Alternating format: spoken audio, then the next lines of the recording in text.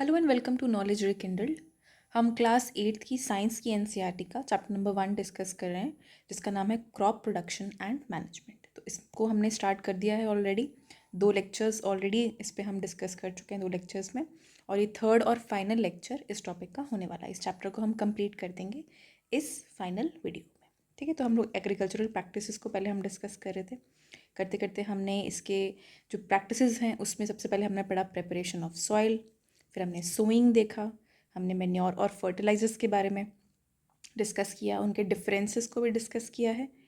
देखिए यहाँ पे हमने डिफरेंसेस को डिस्कस किया था लास्ट वीडियो में, और एडवांटेजेस देखे थे हमने मैन्योर की, कि आप फर्टिलाइज़र क्यों ना यूज़ करें और मैन्योर को क्यों यूज़ करें अपने फील्ड्स में, क्या बेटर रिजल्ट्स आपको मैन्योर देता है जो कि फर्टिलाइज़र नहीं दे सकता। इसके बाद जो हम एग्रीकल्चरल प्रैक्टिस डिस्कस करने वाले हैं उसका नाम है इरिगेशन। तो इरिगेशन का मतलब क्या होता है? Watering the crops. आप जब क्रॉप्स को वाटर डालते हो या फिर पानी में, सॉइल में जब आप पानी देते हो, क्रॉप्स को पानी देते हो, तो उसको हम कहते हैं इरिगेशन। आर्टिफिशियली पानी देते हो। 2 तरीके हैं क्रॉप्स को पानी देने के, या तो रेनफॉल हो जाएगा, तो रेनफॉल इज़ नेचुरल वे है वो क्रॉप को पानी देने का। लेकिन आर्टिफिशियल वे क्या है क्रॉप को पानी देने का? इट इज़ इरिगेशन, और ये अलग अलग तरीक़ों से हो सकता है। ठीक है, तो अभी हम उन तरीक़ों को भी देखेंगे, और irrigation as a agricultural practice को हम डिस्कस करेंगे। ठीक है, तो क्या बोल रहे हैं सबसे पहले ये लोग? That all living beings need water to live. हमको पता है कि सब लिविंग बींग्स को वाटर चाहिए होता है। Water is important for proper growth and development. हमारी ग्रोथ के लिए, डेवलपमेंट के लिए, सब लिविंग बींग्स की डेवलपमेंट के लिए water is an essential resource. फिर क्या कह रहे हैं? Water is absorbed by the plant roots. तो प्लांट्स को वाटर कैसे मिलता है? उनकी रूट्स से। जब आप सॉइल में पानी डालते हो तो रूट्स एब्जॉर्ब करती हैं वाटर को और प्लांट्स तक पहुंचाती हैं। Along with water minerals and fertilizers are also absorbed. तो हमने इससे पहले कौन सा टॉपिक पढ़ा है? हमने पढ़ा है मैन्योर्स के बारे में, ये मैन्योर क्या होता है और फर्टिलाइज़र क्या होता है। तो उनमें जो न्यूट्रिएंट्स होते हैं वो भी पानी के थ्रू ही प्लांट में सीप इन करके और उस तक पहुंचते हैं, उनके लीव्स तक पहुंचते हैं, स्टेम्स तक पहुंचते हैं। ठीक है, फिर क्या बोल रहे हैं? Plant contain nearly 90% water. Plants में 90% तो पानी ही पानी होता है। Water is essential because germination of seeds does not take place under dry condition. सबसे पहला इंपॉर्टेंट पॉइंट जो है वाटर का, क्यों एसेंशियल है वाटर, सबसे पहला पॉइंट है उसके लिए, क्योंकि सीड्स के जर्मिनेशन के लिए। सीड्स का जर्मिनेशन क्या होता है? कि जब आपने सीड को लगा दिया किसी भी सॉइल में, तो जब उसमें से हल्का सा लीव निकलना शुरू होगा, रूट्स निकलनी स्टार्ट होंगी, स्टेम बननी स्टार्ट होगी, तो वो है जर्मिनेशन ऑफ सीड। तो उसके लिए हमें क्या एक एसेंशियल रिसोर्स चाहिए? तो हमको चाहिए उसके लिए वाटर। ठीक है, दूसरा क्या रोल है वाटर एज अ रिसोर्स का? न्यूट्रिएंट्स को डिसॉल्व करना पानी में और उनको ट्रांसपोर्ट करना to each part of the plant. अभी हमने देखा कि जब भी आप फर्टिलाइज़र को डालते हो सॉइल में, तो सॉइल से क्या होता है? जब उसमें पानी जाता है, इरिगेशन होता है, तो इस पानी के साथ मिक्स होके जो न्यूट्रिएंट्स हैं प्लांट के सारे पोर्शंस को मिल जाते हैं। तो ये सेकेंड इंपॉर्टेंस है आपकी ऑफ इरिगेशन की। इरिगेशन हमें क्यों करनी चाहिए? ठीक है, फिर क्या कह रहे हैं? Water also protects the crop from both Frost and hot air currents. तो पानी जो होता है वो प्लांट को फ्रॉस्ट, यानी बिल्कुल जो जम जाता है, जब लीव्स जम जाते हैं स्टेम पे, ऐसे छोटे छोटे आइस के क्रिस्टल्स जम जाते हैं, उससे भी प्रोटेक्ट करता है वाटर। और हॉट एयर करंट्स की जब बहुत गर्मी बढ़ जाती है तो उससे भी वाटर हेल्प करता है टू प्लांट को हेल्प करता है अपने आप को मेंटेन करने के लिए। ठीक है, फिर क्या बोल रहे हैं? To maintain the moisture of the soil for healthy crop growth fields have to be watered regularly. तो ये चौथी इंपॉर्टेंस है ऑफ इरिगेशन। तो हमने 4 इंपॉर्टेंस पढ़ी इरिगेशन की। सबसे पहली तो यही थी कि जर्मिनेशन ऑफ सीड के लिए चाहिए होता है, न्यूट्रिएंट्स को फ्लो कराने के लिए चाहिए होता है, दूसरी इंपॉर्टेंस ये थी। तीसरी ये थी कि फ्रॉस्ट से भी प्रोटेक्ट करता है और हॉट एयर करंट से भी प्रोटेक्ट करता है वाटर। और हेल्दी क्रॉप की ग्रोथ के लिए हमें वाटर बहुत एसेंशियल है इन एग्रीकल्चर। ठीक है, फिर क्या बोल रहे थे? Supply of water to crops at regular intervals is called irrigation. इसको हम इरीगेशन बोलते हैं। जब भी आप पौधों को रेगुलरली पानी दे रहे हो, रेगुलर इंटरवल्स पे पानी दे रहे हो, we call it irrigation. The time and frequency of irrigation varies from crop to crop, soil to soil and season to season. तो कितना पानी दिया जाएगा किस क्रॉप को, वो क्रॉप पे डिपेंड करता है, कैसी सॉइल है उस पर डिपेंड करता है, और कौन से सीज़न में है हम। ठीक है, जैसे कि अगर आप समर्स में हो तो उस टाइम पे वाटरिंग की रिक्वायरमेंट विल बी हायर। ठीक है, आई होप आपको यहाँ तक समझ में आया होगा। अब अगले टॉपिक पे चलते हैं, which is sources of irrigation. कि आप जब इरिगेशन कर रहे हो तो कौन कौन से सोर्सेज से आप पौधों को पानी दे सकते हो या फिर क्रॉप को पानी दे सकते हो। तो सबसे पहली चीज़ ये लोग क्या बोल रहे हैं, the sources of water for irrigation are wells, tube wells, ponds, lakes, rivers, dams and canals. तो ये सब तरीके हैं जिन तरीक़ों से आप क्रॉप को इरिगेट कर सकते हो, यहाँ से पानी आप डिराइव कर सकते हो। ठीक है, अब इसको थोड़ा सा हम डिटेल में देखेंगे कि ट्रेडिशनल मेथड्स कौन से हैं इरिगेशन के और मॉडर्न मेथड्स कौन से। ट्रेडिशनल यानी पुराने टाइम के जो मेथड्स हैं, पुराने टाइम के जो मेथड्स कैरी होते हुए आ रहे हैं वो कौन से हैं, और नए मेथड्स कौन से हैं। तो क्या बोल रहे हैं लोग, the water available in wells, lakes and canals is lifted up by different methods in different regions for taking it to the fields. तो अलग अलग तरीक़ों से कैनाल्स में से और लेक्स में से पानी फील्ड्स तक पहुँचाया जाता है। ठीक है, कैटल और human labour is used in these methods. या तो कैटल का आप यूज़ करते हो पानी ढोने के लिए, या फिर आप ह्यूमन लेबर का इस्तेमाल करते हो। So these methods are cheaper but less efficient. तो उससे क्या होता है कि एक तो ये मेथड्स चीप हो जाते हैं, सस्ते पड़ते हैं आपको, ज़्यादा मशीनरी का यूज़ नहीं होता क्योंकि इसमें, बट ये एफिशिएंट भी कम होते हैं कि जितना पानी आप किसी मॉडर्न तरीके से दे सकते हो या फिर किसी मशीन से दे सकते हो, उतना आप इन ट्रेडिशनल मेथड से नहीं पहुंचा सकते। ठीक है, कौन कौन से मेथड्स हैं ट्रेडिशनल मेथड्स अगर हम डिस्कस करें, सबसे पहली चीज़ है मोट। ठीक है, उसमें क्या होता है, पुली सिस्टम होता है। तो मोट की देखो उन्होंने यहाँ पे फोटो दे रखी है। यहाँ पे आपने क्या किया, इस सैक को या फिर इस जो भी आप कोई भी इसमें यूटेंसिल लगा सकते हो, उसको वेल के अंदर डाला, पानी खींचा, उसको वहाँ से पुल किया, इस के थ्रू, इस लेवर के थ्रू पुल किया और फिर क्रॉप्स को पानी दे दिया। ठीक है, तो उसको हम बोलेंगे मोट। एक होता है चेन पम्प। तो चेन पम्प में क्या है, ये फोटो उन्होंने दी है चेन पम्प की, कि ये जो है ये घूमती रहेगी बकेट, यहाँ पे पानी होगा, यहाँ पे कोई लेक भी हो सकता है, पानी का सोर्स हो सकता है, तो ये बकेट उसमें घूमती रहेगी, यहाँ पे पानी डालती रहेगी और क्रॉप्स को पानी मिलता रहेगा छोटे छोटे कैनाल्स के थ्रू। ठीक है, तीसरा सिस्टम है आपका धेकली। तो धेकली में क्या है, देखो यहाँ पे एक हल्का सा वेट उन्होंने अटैच कर रखा है एक वुडन स्टेम से। ठीक है, बड़ी सी मोटी ट्रंक है, स्टेम है, उससे एक वेट अटैच कर रखा है। तो अगर ये वेट को छोड़ देंगे तो बाल्टी जो है वो अंदर चली जाएगी, बकेट के अंदर चली जाएगी, पानी भरेगा, बाहर निकलेगा। ऐसे करके इस सिस्टम को हम कहते हैं dhekli system of irrigation. Last system of irrigation आपका ट्रेडिशनल मेथड्स में है राहत। इसको हम कहते हैं लिवर सिस्टम। तो राहत में देखिए क्या है, ये एक बुल है, उसके ऊपर एक रॉड अटैच्ड है। कुछ तो उन्होंने यहाँ पे अंडरग्राउंड ऐसा सिस्टम बना रखा है कि जब ये बुल घूमेगा, गोल गोल गोल गोल घूमेगा ये इस पाथ पे, तो वैसे ही ये जो आपका बकेट्स अटैच्ड है इस व्हील से, तो ये व्हील भी घूमता रहेगा। ठीक है, ये व्हील घूमेगा, पानी इसमें फिल करेगा अपने आप। ठीक है, जब ये घूमेगा तो पानी भरेगा और यहाँ से पानी जब वो यहाँ पहुँचेगा तो पानी ड्रेन होता रहेगा, और मान लो यहाँ पे फील्ड्स हैं पीछे, तो फील्ड्स को पानी मिलता रहेगा। इसको हम कहते हैं राहत। तो ये 4 ट्रेडिशनल मेथड्स ऑफ इरिगेशन हमने अभी डिस्कस किए। ठीक है, तो क्या बोल रहे हैं, pumps are commonly used for lifting water. लेकिन अब क्या हो रहा है, थोड़े थोड़े पम्प्स का भी इस्तेमाल हो रहा है। पंप यानी जो आप इलेक्ट्रिक मोटर बोल सकते हो उसको, तो मोटर्स का भी इस्तेमाल हो रहा है for lifting the water out of lakes and wells. ठीक है, diesel, biogas, electricity and solar energy is use to run these pumps. तो ये सब मेथड से इन पम्प्स को, इन मोटर्स को बेसिकली रन किया जा रहा है। ठीक है, आगे आ जाइए। अब हम डिस्कस करते हैं कुछ modern methods of irrigation.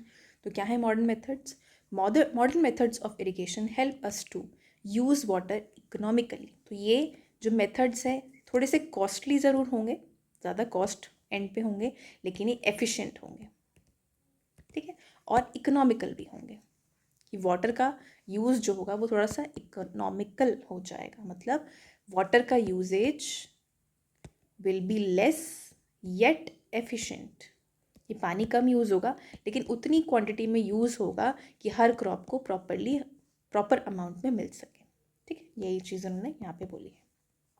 The main methods used are as follow. सबसे पहला मेथड जो हम डिस्कस करेंगे वो है स्प्रिंकलर सिस्टम। तो इसमें क्या होता है कि इसमें this system is more useful on the uneven land where sufficient water is not available.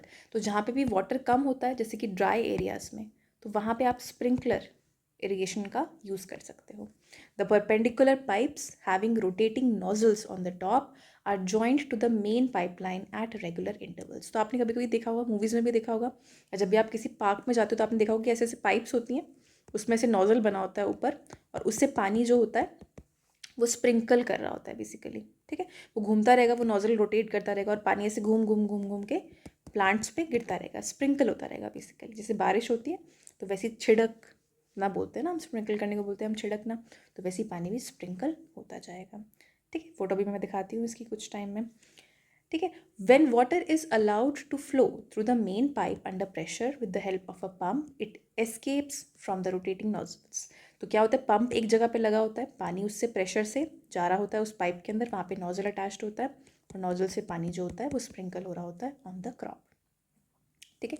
It gets sprinkled on the crop as if it is raining. तो ऐसा लगता है जैसे कि बारिश हो रही, छोटी छोटी बूंदें होती है क्योंकि उसमें, ठीक है। Sprinkler is very useful for lawns, coffee plantation and several other crops. तो ये लॉन्स में, जो मैंने अभी बताया कि पार्क्स में, गार्डन्स में आप देखते हो इसको, कॉफ़ी प्लांटेशन के लिए बहुत अच्छा, जहाँ पे कॉफ़ी ग्रो करते हैं, और बहुत सारी क्रॉप्स के लिए भी ये बहुत अच्छा इफेक्टिव सिस्टम है ऑफ इरिगेशन। तो इसकी फ़ोटो बनी हुई है यहाँ पे, देखिए। ये एक मेन पाइप है, यहाँ से एक अलग पाइप अटैच्ड है, ये नोजल है, और इससे रोटेट होकर पानी स्प्रिंकल होता रहेगा क्रॉप के ऊपर, ठीक है। दूसरा मेथड है आपका ड्रिप सिस्टम। दूसरा मॉडर्न मेथड है ड्रिप सिस्टम का, जिसको हम ड्रिप इरिगेशन भी बोलते हैं। उसको हम स्प्रिंकलर इरिगेशन बोलते हैं, इसको हम ड्रिप इरिगेशन बोलते हैं, ठीक है। इसमें क्या है, in this system the water falls drop by drop directly near the roots. तो ये बहुत इंपॉर्टेंट है आपको याद रखना। एक तो पानी ड्रॉप बाय ड्रॉप गिरेगा, और डायरेक्टली नियर द रूट्स, जो प्लांट की रूट्स हैं उसके पास गिरेगा, बिल्कुल नीचे, ठीक है। So it is called drip system, इसलिए इसको ड्रिप सिस्टम बोला जाता है।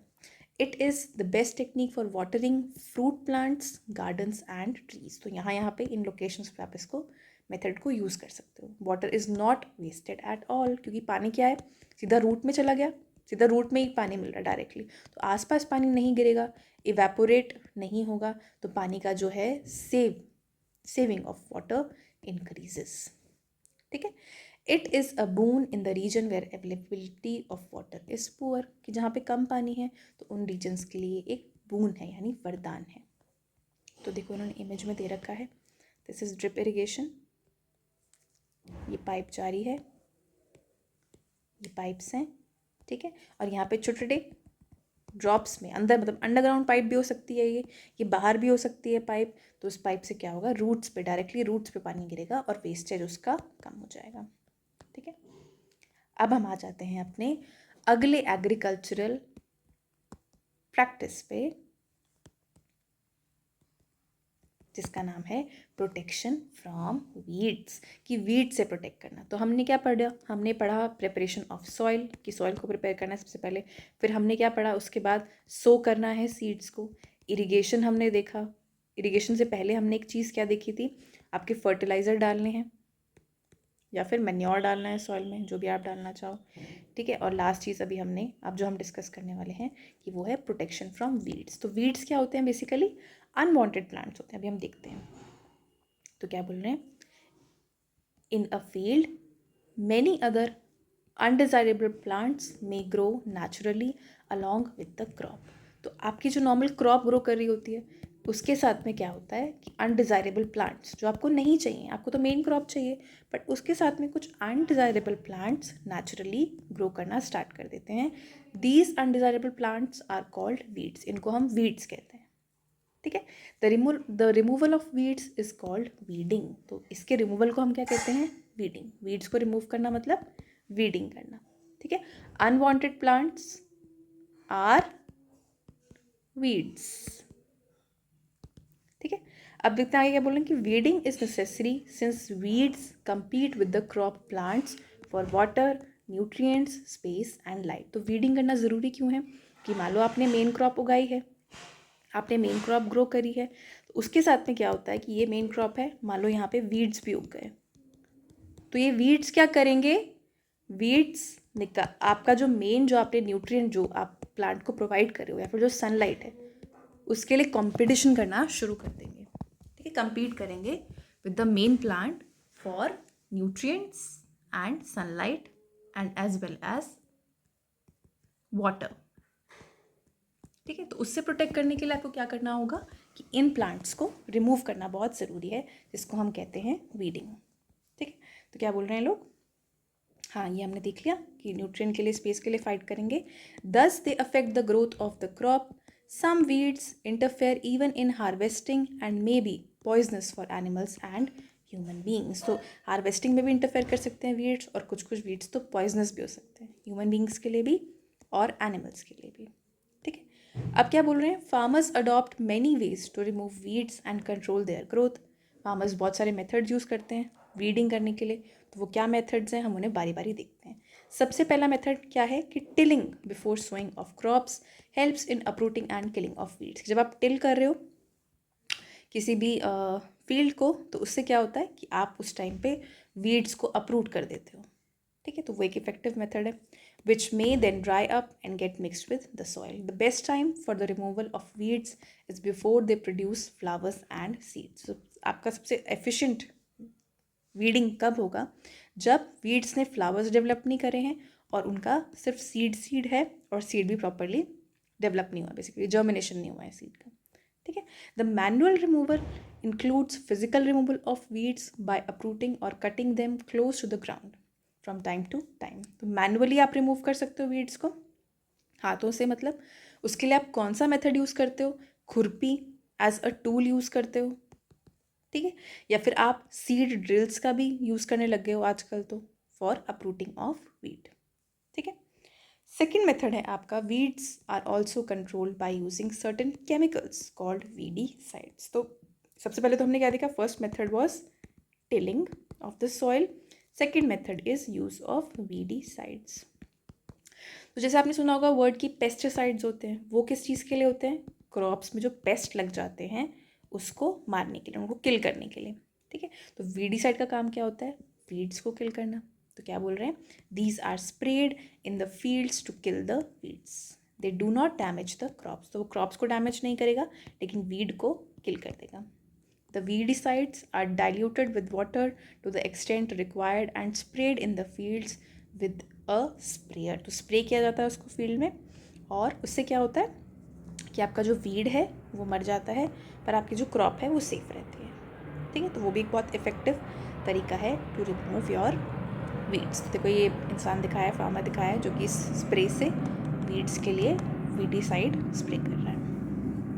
आगे क्या कह रहे हैं, as already mentioned the weedicides are spread during the vegetative growth of weeds before flowering and seed formation. तो बहुत ही इनिशियल वीड की जो ग्रोथ हो रही होती है उस स्टेज पे ही वीडीसाइड्स को स्प्रे कर दिया जाता है. Spraying of weedicides may affect the health of farmers, so they should use these chemicals very carefully. तो फार्मर की जो हेल्थ भी अफेक्ट हो सकती है इस वीडीसाइड से, तो उनको, जैसे उसने मास्क पहना हुआ है, तो उनको ऐसे केयरफुली इन वीडीसाइड्स को यूज़ करना चाहिए वाइल स्प्रेइंग. ठीक है, they should cover their nose and mouth with a piece of cloth during spraying of these chemicals. Okay, I hope आपको ये समझ में आया होगा. अब हम आते हैं अपने ऑलमोस्ट लास्ट स्टेप पे of these agricultural practices which is harvesting. Harvesting यानी क्रॉप को कट करना, कि आपने क्रॉप को उगा तो दिया है, उसको कट भी करना होगा, तो वो आपका फाइनल स्टेप है इन एग्रीकल्चर. तो क्या बोल रहे हैं लोग, harvesting of a crop is an important task. The cutting of crop after it is mature is called harvesting. कि जब भी आपकी क्रॉप जो है वो मैच्योर हो गई है, बड़ी हो गई है, तब उसको काटना is called harvesting. In harvesting crops are pulled out और cut close to the ground. तो हार्वेस्टिंग में क्या होता है कि जो या तो आप पुल आउट करते हो क्रॉप को या फिर उसको कट करते हो क्लोज टू द ग्राउंड, मतलब बिल्कुल नीचे से, बिल्कुल जड़ से काट देते हो उसको. It usually takes 3 to 4 months for a cereal crop to mature. तो क्रॉप को मैच्योर होने में 3 से 4 महीने लगते हैं, और फिर उसका फाइनल स्टेप क्या होता है कि उसको हार्वेस्ट करना या फिर उसको काट देना. Harvesting in our country is either done manually by sickle, ये एक सिकल है, या तो इससे आप हार्वेस्टिंग कर सकते हो, फसल को काट सकते हो, और बाय मशीन कॉल्ड हार्वेस्टर, या फिर एक मशीन आती है जिसको हम हार्वेस्टर बोलते हैं, उससे भी आप क्रॉप को काट सकते हो. In the harvested crop, the green seeds need to be separated from the chaff. This process is called threshing. तो जैसे कि आपने कभी वीट का प्लांट देखा होगा, तो वीट का प्लांट ऐसा होता है कि उसमें ऐसे छोटे छोटे ग्रेन्स अटैच होते हैं वीट के. ठीक है, अब वो जो ग्रेन्स होते हैं वो किसी कोट में होता है, मतलब उसमें एक शेल के अंदर वो ग्रेन आपको नजर आएगा. ठीक, उस शेल से उस सीड को या फिर उस बीज को अलग करना बहुत ज़रूरी है शाफ से. उस प्रोसेस को हम कहते हैं threshing. This is carried out with the help of machine called combine, which is in fact a harvester as well as a thresher. तो इसको हम किसकी मदद से करते हैं? एक मशीन होती है जिसको कहा जाता है कंबाइन। तो ये रही वो मशीन जो उन्होंने फोटो में दिखाई है, इसको हम कंबाइन कहते हैं।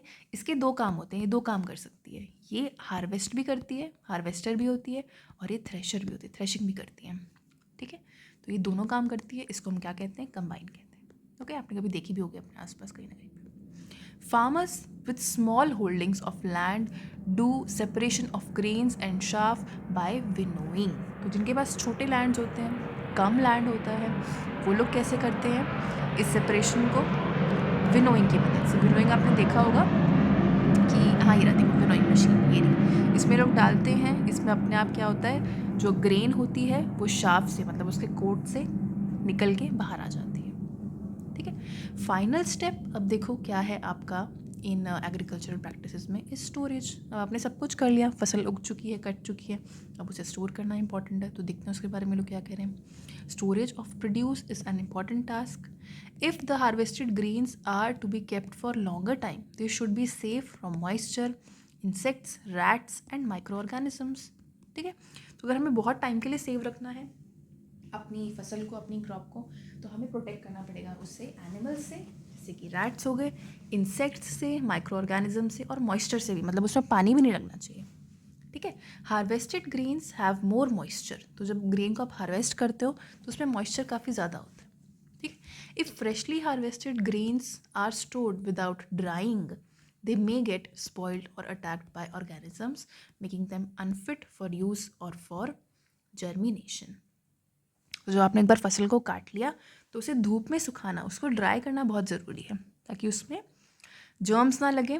ठीक है, और उसमें माइक्रो ऑर्गेनिजम्स ना ग्रो करें उस चीज़ के लिए, और वो रॉट ना हो जाए, बेसिकली ख़राब ना हो जाए। ठीक है, hence before storing them the grains are properly dried in the sun to reduce the moisture in them.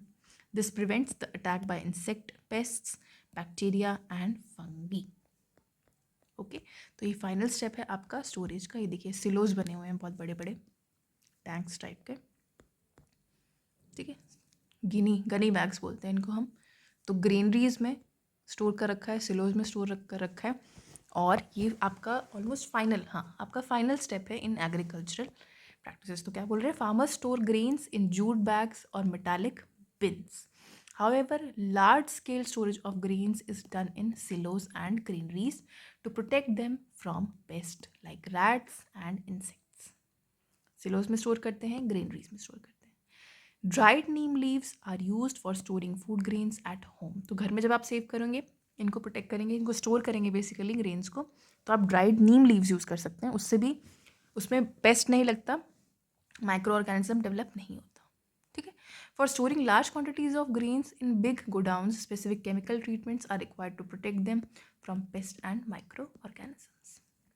ठीक है, अब हम पढ़ते हैं फूड फॉर एनिमल्स। तो फूड फॉर एनिमल्स क्या होता है, जिसको हम कहते हैं, हिंदी में कहते हैं हम उसको चारा। चारा आपने सुना होगा, ये गाय भैंसों का चारा है। ठीक है, और इंग्लिश में हम उसे कहते हैं फॉडर, FODDER। ठीक है, तो उसके बारे में देखते हैं हम लोग क्या कह रहे हैं। After completing this table, you must have seen that like plants, animals also provide us with different kinds of food. ठीक है, सॉरी आई थिंक मैंने थोड़ा सा मिसरीड कर लिया। ये बात कर रहे हैं animals from, sorry food from animals की, कि आपको जो एनिमल्स हैं वो कौन सा फूड प्रोवाइड करते हैं। तो सॉरी मैंने मिस्टेक कर ली, इसको पढ़ लिया कुछ और, एनिमल्स फॉर फूड पढ़ लिया, सॉरी फूड फॉर एनिमल्स पढ़ लिया। इट्स फूड फ्रॉम एनिमल्स, कि एनिमल्स से हमें कौन सा फूड मिलता है। ठीक है, तो हम वही ये बोल रहे हैं कि जैसे हमें प्लांट से फूड मिलता है, वैसे हमें एनिमल से भी फूड मिलता है कंज्यूम करने के लिए। Many people living in the coastal areas consume fish as a major part of their diet. तो लोग फिश को भी कंज्यूम करते हैं, हमें पता है नॉर्थ ईस्ट में खाई जाती है फिश, या फिर कोस्टल एरियाज में बहुत फिश कंज्यूम की जाती है। In the previous classes, you have learned about the food that we obtain from plants. We have just seen that the process of crop production involves a number of steps like selection of seeds, sowing, etc. Similarly, animals reared at home or in farms have to be provided with proper food, shelter, and care. When this is done on a large scale, it is called animal husbandry. ठीक है। तो basically इस paragraph में इन्होंने ये बताया है कि हमने अभी बहुत सारे स्टेप्स देखे कि जब भी आप क्रॉप का प्रोडक्शन करते हैं या फिर एग्रीकल्चर करते हैं तो उसके लिए बहुत सारी चीज़ें इन्वॉल्व होती हैं, बहुत एक लंबा प्रोसेस होता है ऑफ क्रॉप प्रोडक्शन। तो वैसा ही कुछ सिमिलर प्रोसेस हम फॉलो करते हैं जब हम एनिमल्स की रेयरिंग कर रहे होते हैं, उनको रेयर कर रहे होते हैं, उनको पाल रहे होते हैं बेसिकली, ठीक है, और उनसे फूड प्रोडक्ट्स को ऑब्टेन कर रहे होते हैं। उस चीज़ को हम कहते हैं एनिमल हस्बेंड्री। ठीक है, तो आई थिंक ये टॉपिक यहीं ख़त्म हो रहा है। इसके बाद इन्होंने आगे कुछ ज़्यादा एक्सप्लेन नहीं किया हुआ। एक बार हम ये टेबल देख लेते हैं कि जैसे मिल्क इन्होंने बताया कि मिल्क हमें मिलता है काऊ से, बफलो से, गोट से, ठीक है। हम एग्स भी लेते हैं तो वो भी हमारा फूड है जो कि हम ऑब्टेन कर रहे हैं फ्रॉम एनिमल्स, है ना, फूड फ्रॉम एनिमल्स हम देख रहे हैं टॉपिक में। एग्स हम लेते हैं, ठीक है, तो हैन से हो गया, हैन के एग्स हम खा रहे हैं, ठीक है, नॉनवेज, या फिर हम चिकन कंज्यूम करते हैं, मीट कंज्यूम करते हैं तो वो भी एनिमल्स का मीट होता है। काफ़ी सारे एनिमल्स की मीट कंज्यूम किए जाते हैं आजकल, तो प्रॉन्स हो गए, क्रैब हो गया, चिकन हो गया, चिकन भी खाया जाता है, ठीक है। तो ऐसे आप एक और कोई फूड अपने लिए सोच सकते हो that we obtain from animals. Okay, तो आई होप आपको ये चैप्टर समझ में आया होगा। ये इसका लास्ट और फाइनल पार्ट था। हमने चैप्टर कंप्लीट कर लिया है। अगर आपको अच्छी लगी वीडियो, आपको अच्छा लगा एक्सप्लेनेशन, तो please like the video, share it with your friends. Thank you so much for listening patiently. Thank you.